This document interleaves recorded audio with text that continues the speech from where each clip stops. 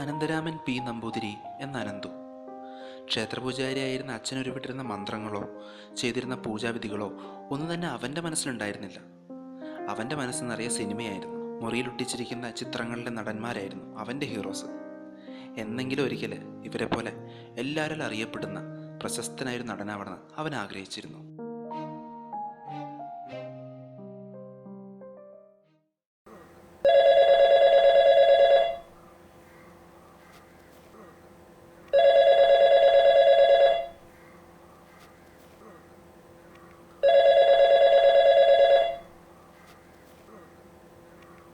നീ എന്താ വിളിക്കാത്തതെന്ന് കരുതിയിരിക്കാതെ ഞാൻ. മോനെന്താ ഉദ്ദേശിക്കുന്നത്?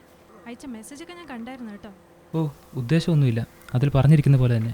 അനന്തു, ഞാൻ ഇന്നലെ രാത്രി സ്വപ്നത്തിൽ നിന്ന് എണീറ്റ് എന്തൊക്കെ വിളിച്ചു പറഞ്ഞു കരുതി നീ എന്താ ഇങ്ങനെ? ഹേയ്, നീ പറഞ്ഞോണ്ടൊന്നുമല്ല. എനിക്ക് മുടി വളർത്താൻ തോന്നി, ഞാൻ മുടി വളർത്തുന്നു. നാളെ ചിലപ്പം വെട്ടാൻ തോന്നും, ഞാൻ വെട്ടും. അല്ലേ ചിലപ്പോൾ കളർ തേക്കാൻ തോന്നും, കളറും തേക്കും. ഉദ്ദേശം അങ്ങനെയൊന്നുമില്ല. നീ പറയണത് പച്ചക്കള്ളമാണെന്ന് എനിക്കറിയാം. വെറുതെ ഇല്ലാത്തത് പറയാനൊന്നും നോക്കണ്ട. ഓ, അപ്പം ഞാൻ പറയുന്നത് എനിക്ക് വിശ്വാസമില്ലല്ലേ? എനിക്ക് നിന്നെ നല്ലോണം അറിയാലോ. അപ്പം പിന്നെ ഞാനെങ്ങനെ ഇതൊക്കെ വിശ്വസിക്കുക? ഇതിൽ കൂടുതൽ എനിക്ക് പറയാനില്ല. വിശ്വാസമില്ലെങ്കിൽ താൻ വെച്ചിട്ട് പോടും. അഭിനയത്തോളം തന്നെ അവൻ ജീവന തുല്യം സ്നേഹിച്ച മറ്റൊന്നുകൂടി ഉണ്ടായിരുന്നു, ആമി. കുറെ കാലത്തിന് ശേഷം അവർക്കിടയിൽ ഉണ്ടാകുന്ന ആദ്യത്തെ വഴക്കായിരുന്നു അത്. കുറച്ച് സമയം മുൻപ് അവൻ അവൾക്ക് അയച്ച ഒരു മെസ്സേജായിരുന്നു എല്ലാത്തിൻ്റെയും തുടക്കം.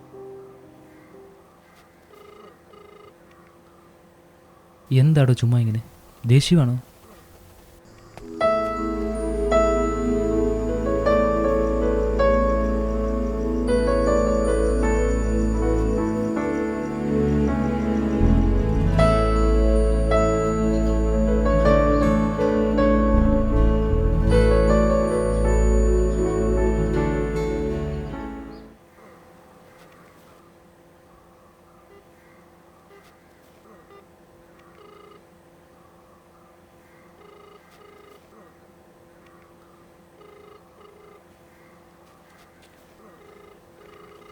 The number you have called is not accepting any calls at this moment. Please try again later.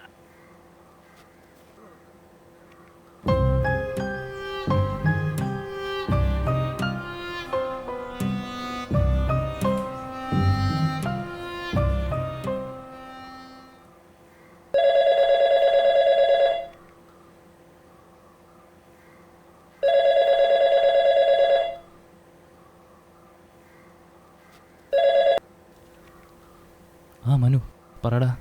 അളിയാ, സോറിടാ, പൻ തിരക്കായിരുന്നു, അതാടാ വിളിക്കാത്തെ. തിരക്കെന്ന് പറഞ്ഞാൽ നമ്മുടെ പടത്തിന്റെ ക്ലൈമാക്സ് സെറ്റ് ചെയ്യാൻ ഇരിക്കായിരുന്നു. വട്ട എന്ന് പറഞ്ഞാൽ മതിയല്ലോ. അളിയാ, ഒരു കാര്യം ഉറപ്പാട്ടോ, നമ്മുടെ ലൈഫ് ഏതാണ്ട് രക്ഷപ്പെടെന്ന് ഉറപ്പായി. ലാൽ ജോസിനെ കാണുന്നു, ഒരു പടം ചെയ്ത് വരാൻ പറയുന്നു, നല്ലൊരു കഥ കിട്ടുന്നു, പ്രൊഡ്യൂസറെ കിട്ടുന്നു, ഒക്കെ പോസിറ്റീവാണ് കേട്ടോ. ഞാൻ ഒരാഴ്ചക്കുള്ളിൽ നാട്ടിലെത്തും, അപ്പം നമുക്ക് ഷൂട്ടിംഗ് തുടങ്ങും കേട്ടോ. എടാ മനു, ഞാൻ നിന്നെ അങ്ങോട്ട് വിളിക്കാം. ആ പറയടി. എന്താ നിന്റെ പ്രശ്നം? നിന്നോട് ഞാൻ എത്ര തവണ പറഞ്ഞിട്ടുള്ളത് ചുമ്മാ ആവശ്യമില്ലാണ്ട് എന്നെ എങ്ങനെ വിളിച്ചോണ്ടിരിക്കരുതെന്ന്? ആ ശരി ശരി. ഞാൻ നിന്റെ ഒരു കോള് കണ്ടിട്ടുണ്ട്, തിരിച്ചു വിളിക്കാറുണ്ടല്ലോ. പിന്നെന്തിനാ ഇങ്ങനെ മിസ്ഡ് അടിച്ചോണ്ടിരിക്കുന്നേ? ആ പോയ കാര്യം എന്തായി? ആ പോയ കാര്യം അതിപ്പോ എല്ലാം പറഞ്ഞ പോലെയൊക്കെ തന്നെ നടക്കണം. വീട്ടുകാരെന്താ പറയുന്നത്? വീട്ടിലിപ്പോൾ എല്ലാവരും പറയണ നീ ഒരു പൂജാരിയുടെ മോനല്ലേ, നമ്പൂരിക്കുട്ടിയല്ലേ, അപ്പം ഇതൊക്കെ ശരിയാവും എന്നൊക്കെ. ഹോ, എവിടെ പോയാലും ജാതി ജാതി ജാതി. ഇവർക്ക് വേറെ ഒന്നുമില്ല ഇവിടെ പറയാൻ. വേണ്ട, ആ മാറ്റർ വിട്. ചുമ്മാ മൂഡ് കളയണ്ട, വേറെ എന്തേലും പറ. അല്ല മോനെ, നമ്പൂരി ഫ്രിക്ക എന്തായി അവിടെ?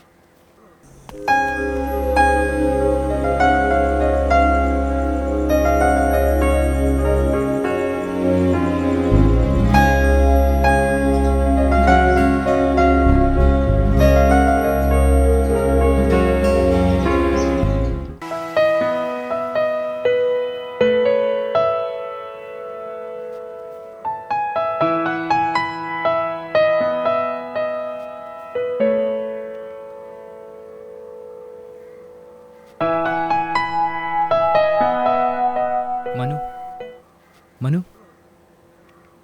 അളിയ, ഇതെന്ത് കോലമാടാ? ആ ഒരു കോലം.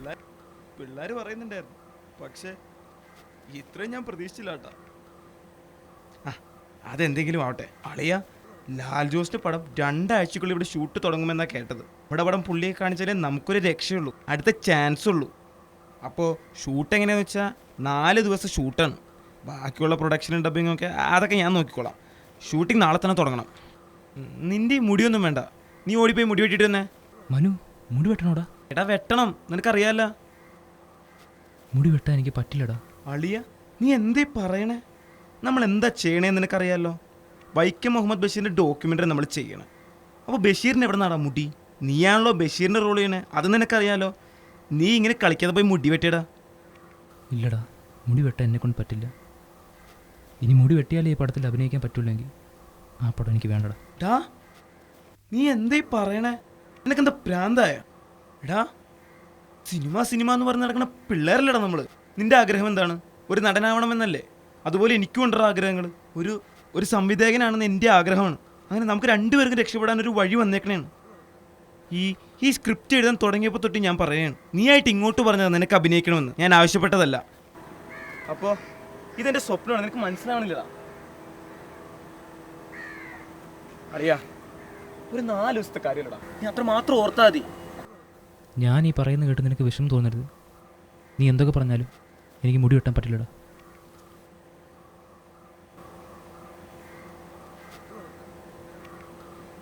ഞാൻ കാരണം നിന്റെ സ്വപ്നങ്ങളൊന്നും ഇല്ലാതാകരുത്. I am sorry.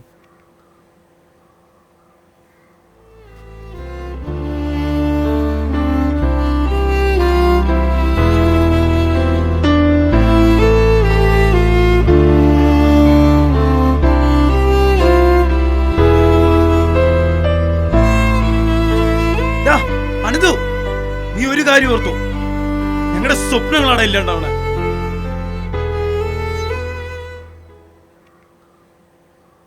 ഹീറോയുടെ റോളിലോട്ട് മറ്റൊരാളെ കാസ്റ്റ് ചെയ്യാൻ കഴിയാത്തതുകൊണ്ട് ആ പടം മുടങ്ങിപ്പോയി. ഒരു രാത്രി മനുവിനൊരു ഫോൺ കോൾ വന്നു. ആമിയെന്ന് സ്വയം പരിചയപ്പെടുത്തിയ പെൺകുട്ടി ഈ കോള് കഴിയുന്നവരെ ഫോൺ കട്ട് ചെയ്യരുതെന്ന് പറഞ്ഞു. താൻ അനന്തുവിൻ്റെ ഗേൾ ഫ്രണ്ടാണെന്നും ഡോക്യുമെൻ്ററിയിൽ നിന്ന് അനന്തു സ്വയം ഒഴിവായതൊക്കെ അറിയാമെന്നും പറഞ്ഞതോടെ മനുവിൻ്റെ നിയന്ത്രണം വിട്ടുപോയി. പക്ഷേ താൻ സംസാരിച്ചു തീരും വരെ കോള് കട്ട് ചെയ്യരുതെന്ന് ആമി വീണ്ടും അവനെ ഓർമ്മിപ്പിച്ചു. എല്ലാറ്റിനും കാരണം ഞാനാ. എല്ലാം തുടങ്ങി വെച്ചത് ഞാനാ. കീമോ വേണ്ടി വരുമെന്ന് ഡോക്ടറെന്ന് പറഞ്ഞ് രാത്രി കണ്ണടയ്ക്കുമ്പോഴെല്ലാം ഞാൻ കണ്ടത് മുടിയെല്ലാം കൊഴിഞ്ഞ് എന്നെ തന്നെയായിരുന്നു. കുറേ കരഞ്ഞു. പെട്ടെന്ന് അനന്തുവിനെ വിളിച്ച് എന്തൊക്കെയോ ഞാൻ കുറേ പറഞ്ഞു. അന്ന് അവൻ പറഞ്ഞതിൽ ഒരു കാര്യം മാത്രം ഇപ്പോഴും എൻ്റെ കാതുകളിലുണ്ട്. മുടി മാത്രമേ ഇല്ലാതാകുന്നുള്ളൂ, ബാക്കിയെല്ലാം പഴയതുപോലെ നിലനിൽക്കും. ഞാനും നീയും നമുക്കിടയിലെ പ്രണയവും. കീമോ ചെയ്ത് മുടി പോയവർക്ക് മുടി ഡൊണേറ്റ് ചെയ്യാമെന്നും അത് വെച്ച് ബിഗ് ഉണ്ടാക്കാമെന്നും ഒക്കെ അവൻ എവിടുന്നോ കണ്ടുപിടിച്ചു. മുടി ആർക്ക് വേണേലും ഡൊണേറ്റ് ചെയ്യാം. പക്ഷേ അവൻ്റെ മുടി തരാമെന്ന് പറഞ്ഞപ്പോൾ അവൻ്റെ ആ വാക്കുകളാണ് എന്നെ ഇത്രയും കാലം കരയാതെ പിടിച്ചു നിർത്തിയത്. അന്ന് പക്ഷേ അത് കാരണം നിങ്ങളുടെ പടം മുടങ്ങുമെന്നൊന്നും എനിക്കറിയില്ലായിരുന്നു. ഇന്നലെ ഞാൻ കാര്യങ്ങളൊക്കെ അറിയുന്നത്. ഇപ്പം ഈ കോള് വിളിക്കുന്നത് പോലും അവനറിയില്ല. അടുത്ത പടത്തിലെങ്കിലും അവനൊരു ചാൻസ് കൊടുക്കണം. അനന്തു, നീ ഒരു കാര്യം ഓർത്തു, ഞങ്ങളുടെ സ്വപ്നങ്ങളാണ് ഇല്ലാണ്ടാവണേ.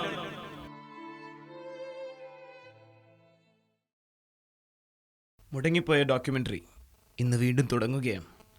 കഥയിലും കാസ്റ്റിങ്ങിലൊന്നും മാറ്റമില്ല. And it's a perfect day to restart all those things because I found something interesting. Locks for Hope, cancer രോഗികൾക്ക് മുടിദാനം ചെയ്യുന്ന ക്യാമ്പയിൻ. ഒരുപാട് സന്തോഷം തരുന്ന വാർത്ത. ഒരു ഉൾപേജ് വാർത്തയായി അവസാനിക്കേണ്ട ഒന്നല്ല ഇത്. നീലകണ്ഠ ശർമ്മയും വിനയകുമാറും നൗഷാദും അനന്തും ഇവരും എല്ലാം ഓരോ പാഠങ്ങളാണ്. ഓരോ മലയാളിയും അറിഞ്ഞിരിക്കേണ്ട, ഓർത്തിരിക്കേണ്ട പാഠങ്ങൾ.